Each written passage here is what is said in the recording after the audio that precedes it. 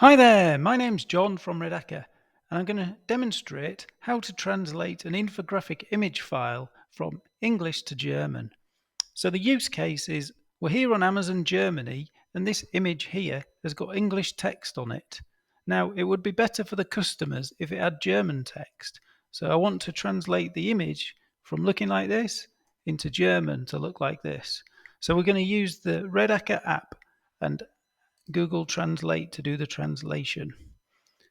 So to get started, we drag the image that we want to translate into the redaka app. Now you can see it's put black boxes around where the text is, but we don't need to translate this text on the actual product. So I'm just going to deselect that, but we will translate this area at the bottom. Click confirm, and now this is the screen where we choose which language we want to translate to. You have a choice whether to use Google Translate or human translation. For human translation, we have a translation agency on standby with native speakers in all languages. So you can be assured that you're getting a high quality translation from a native speaker who understands exactly what is being said. For speed, in this demonstration, I'm just going to use Google Translate. You can see that it's picked up the fact that it's English in the original image, and we're going to use German as our to language.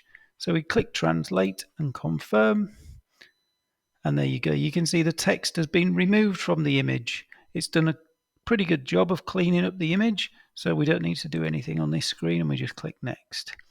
And then the German text has been pulled into place. Now I'm just going to make this a bit bigger, tidy up the font a little bit, make it bold, and there we go, make it a little bit bigger. So let me just make sure it's centralized.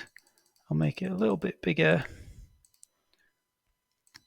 There we go, let's compare with the original.